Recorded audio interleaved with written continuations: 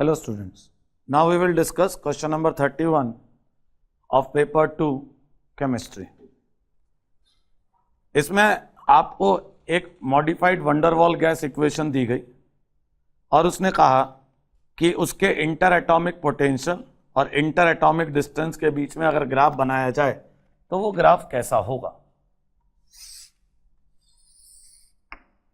तो उसने आपको 4 ग्राफ बनाकर दिए और आपसे पूछा कि बताइए कौन सा ग्राफ सही है, और उसके लिए एक इक्वेशन दी P into V minus b is equal to RT।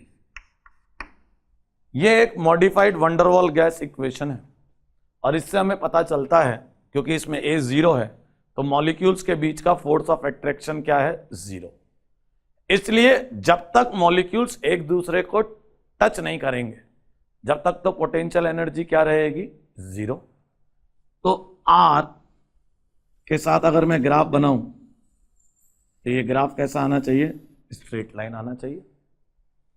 अब हम केटीजी में एक एजम्पशन मानते हैं कि molecules are hard sphere, molecules are hard sphere. इसलिए हम मॉलिक्यूल का है या एटम का है, दे आर हार्ड स्फीयर। तो एक ये एटम एक ये एटम, ये मैक्सिमम कितनी पास आ सकते हैं, उस डिस्टेंस को हम कहते हैं इंटर एटॉमिक डिस्टेंस सिग्मा। अब एटम इसके पास, इससे ज्यादा पास तो आ नहीं सकते, तो जैसे ही ये हम पास लाते गए जैसे ही ये दूरी सिग्मा हो जाएगी, तो ये हार्ड स्फीयर है तो इनको प्रेस तो कर नहीं सकते, अब इससे ज्यादा पास ला नहीं सकते। अगर आप इनको और पास लाना चाहोगे तो आपको इनफाइनाइट एनर्जी देनी पड़ेगी। तो जैसे ही आप इनको और पास लाना चाहोगे तो इंटर एटॉमिक डिस्टेंस तक तो क्या हुआ, पोटेंशियल एनर्जी 0 थी। अब आप इनको और पास लाना चाहते हो, जो कि हो नहीं सकता क्योंकि ये हार्ड स्फीयर है, तो ग्राफ इंटर एटॉमिक डिस्टेंस के बाद ही क्या होने लग जाएगा, ऊपर उठने लग जाएगा। और क्योंकि हमें एनर्जी इनफाइनाइट देनी पड़ेगी तो ये ग्राफ कैसा आएगा, straight line.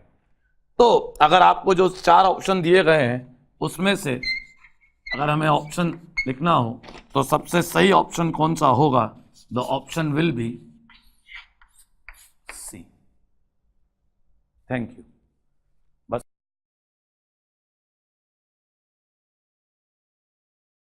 Dear students, today I am discussing JEE Advanced Exam 2015 Code 5 Paper 2 question number 32.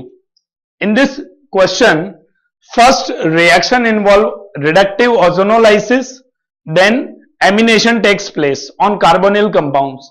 So first ozonolysis takes place on this double bond, so ozonoids form. Then after reductive cleavage, this type of carbonyl compound is formed, which is known as R compound. Then R compound react with ammonia, so ammonia attack on this carbonyl carbon, so finally this compound is formed, and this compound tautomerize in this form, and by the removal of water finally we get compound S in this form. So answer is this compounds. Thank you.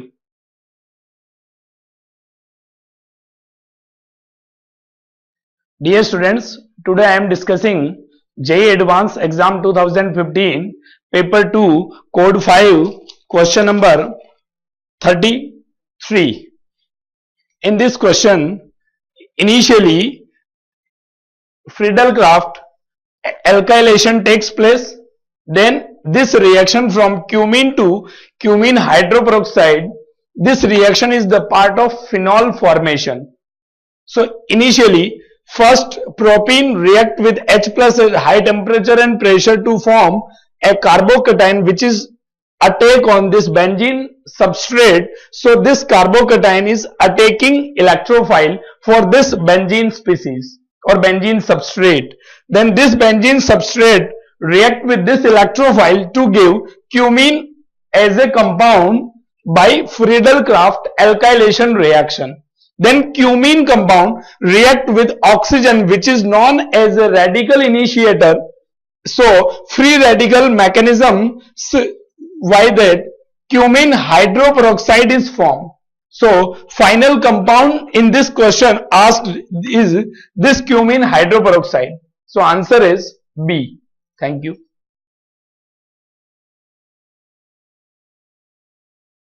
Dear students, today I am discussing JEE Advanced Exam 2015, Code 5, Paper 2, question number 34. In this question, initially this reaction, diazotization reaction. So in this reaction, initially NaNO2 react with HCl to form HON double bond O, nitrous acid. By the removal of water molecule, a taking electrophile nitrosonium ion is produced. So this nitrosonium ion attack on aniline substrate at 0 degrees centigrade. So benzene diazonium chloride product is formed in this reaction. Then this benzene diazonium chloride is stable at 0 degree and this react with naphthol.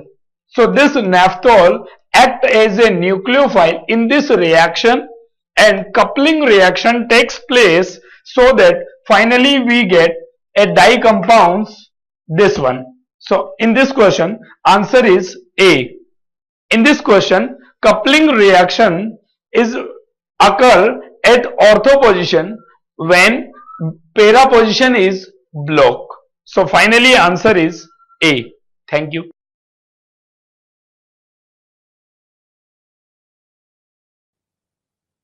We are going to discuss JEE Advanced 2015 Chemistry Paper 2 Code 5 Question number 35.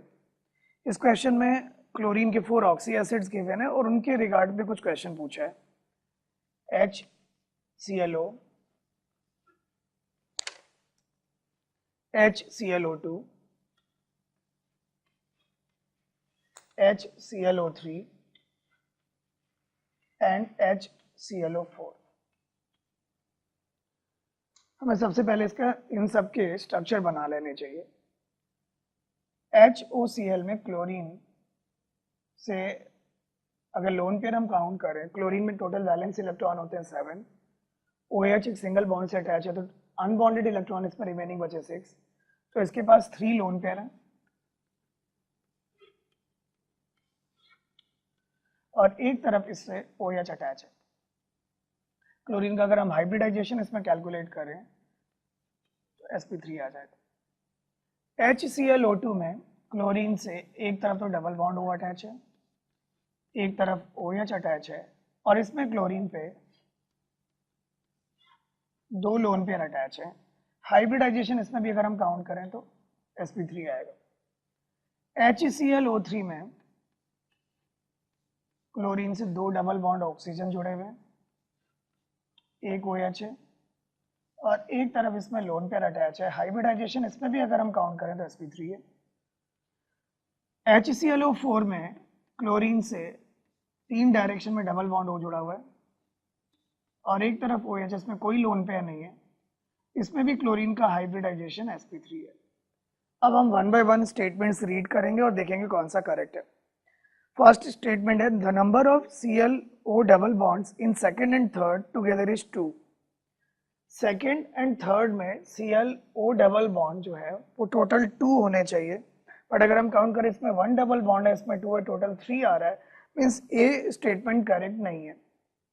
Second statement be the number of lone pairs of electrons on chlorine in second and third together is 3. देखते हैं इसमें lone pair 1 है, इसमें lone pair 2 है, तो 2 + 1 3 means हमारा सबसे पहला जो करेक्ट स्टेटमेंट मिला वो बी ऑप्शन है.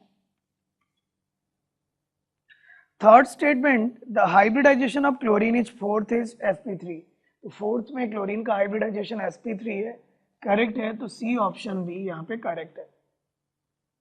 Fourth amongst first to fourth the strongest acid is first, ये स्टेटमेंट फॉल्स है. इन चारों में ऑर्डर ऑफ एसिडिक स्ट्रेंथ